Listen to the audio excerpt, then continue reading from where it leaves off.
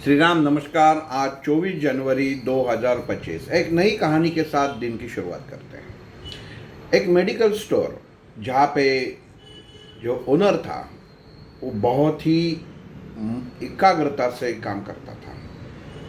दुकान में कहाँ पे कौन सा मेडिसिन कहाँ पे रखा हुआ है, कौन सी दवाई कौन से खाने में है, सब कुछ उसको मालूम था। वो दिमाग में सब चीज़ें बैठी हुई थी कि आँख बंद करके भी वो आए हुए कस्टमर को मेडिसिन दे सकता था। बस एक ही चीज़ थी कि भगवान के ऊपर विश्वास नहीं था, काम के ऊपर विश्वास था। जो कुछ कर रहा हूँ, जो कुछ मैंने पाया है, उसमें केवल और केवल मेरा ही हाथ है, इसमें भगवान का कुछ संबंध नहीं है। ये दिमाग से चलने वाला इंसान था। उसके पिताजी ने बहुत बार समझाया कि बेटा ऐसा होता नहीं है। भगवान वो शक्ति है जो अदृश्य स्वरूप में इंसान को मदद करती है। हमें उसके ऊपर विश्वास रखना बहुत जरूरी है। ये जरूरी नहीं है कि हर वक्त आपको भगवान अपना अस्तित्व दिखा दे, लेकिन ये लड़का कुछ मानने वाला नहीं था। वो अपने रोज की तरह दुकान में काम करके बहुत खुश था। शाम को अपने दोस्तों के साथ वही दुकान में वो ताश खेलता था कि दोस्तों के साथ कुछ अच्छा समय बिताऊं। एक दिन ऐसे ही दुकान शाम को उसके दोस्त आ गए, ताश लेके आ गए, ताश खेलना चालू हो गया।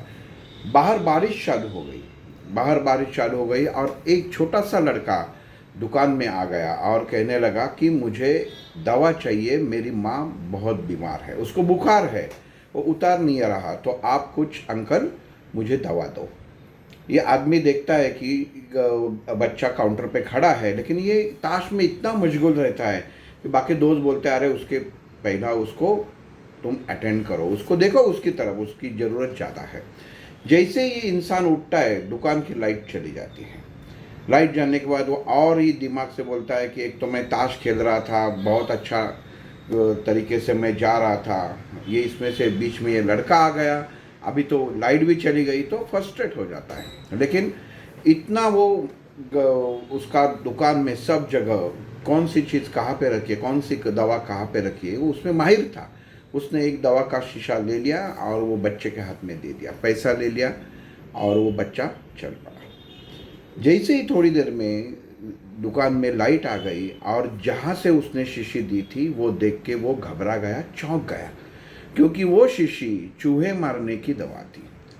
उसको पता नहीं चला कि मैंने ये कहाँ पे, यहाँ से मैंने उसको कैसा दिया। ऐसा तो मेरा कभी अंदाज चूकता नहीं है, मैं आराम से देता हूँ, लेकिन ये कैसे हो गया। और वो घबरा गया कि अभी ये लड़का जाके घर पे अपने माँ को देगा और उसकी माँ मर जाएगी।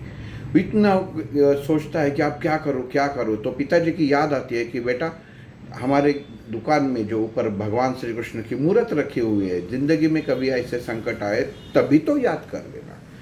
पिताजी की याद आते ही वो भगवान की मूर्ति को नीचे लाता है। बहुत दिनों से उसको कुछ साफ नहीं किया था, सब ऊपर मट्टी मिट्टी धूल जमा होती है। खुद के रुमाल से वो पूरी मट्टी क्लीन कर देता है, नैपकिन से, और भगवान को बोलता है कि भगवान, मैंने तो कुछ जानबूझ कर किया नहीं, आपको मालूम है कि मैं कितना मेहनती और ईमानदार काम करता हूँ, लेकिन आज तक मैंने आपका अस्तित्व नहीं माना, लेकिन आज मैं आपको विनती करता हूँ कि मुझे इस संकट से बचाओ। ये जब भगवान से बात कर रहा था तो वही देखता है कि वही लड़का वापस दुकान के चौखट में आ गया और बोलता है कि अंकल, मुझे और एक दवा का शीशी दोगे क्या। तो ये दुकानदार बोलता है कि क्यों बेटा, क्या हो गया, वो तुमको तो पहले दिया था, वो माँ को पिलाया। तो बोलता, नहीं अंकल, बाहर पानी इतना था, मैं जब गया तो घर के आंगन में मेरा पैर फिसल गया और वो शीशी टूट गई, वो बोतल टूट गई और सब जो उसके अंदर दवा थी वो जमीन पे गिर गई। ये बंदा समझ जाता है कि ये सब भगवान का खेल है। भगवान का शुक्र करता है कि भगवान, तुम्हारी वजह से मैं बच गया। दूसरी जो मेडिसिन की बोतल होती है, दवा की बोतल होती है, वो लड़के के हाथ में देता है और कहता है, बेटा ये अपनी माँ को दे, तुम्हारी माँ जल्द ही ठीक हो जाएगी। लड़का कहता है, लेकिन अंकल मेरे पास पैसा नहीं है। बोलता, कुछ बात नहीं, आप लेके जाओ।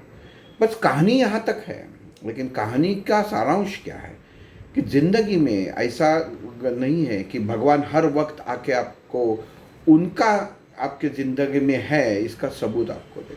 भगवान वो शक्ति है जो आपको मान के चलनी ही पड़ेगी, क्योंकि जब आप सचमुच संकट में होते हैं कि जिस वक्त अपनी ज़िंदगी में ऐसी अवस्था उत्पन्न होती है कि हम लोग कुछ नहीं कर सकते, तो उसे आवाज़ देने की ज़रूरत नहीं, वो आ ही जाता है और आपका संकट निकाल के फिर दिखाता है कि मेरा अस्तित्व है। बस यही थी आज की कहानी कि भगवान के ऊपर भरोसा रखो, भगवान है, वो शक्ति को मान लो, लेकिन कर्म ही आपको करना है। लेकिन उसके साथ भगवान भी है, ये भी मानना बहुत जरूरी है। सबका दिन शुभ हो। कल एक नई कहानी के साथ मिलेंगे। जय श्री राम।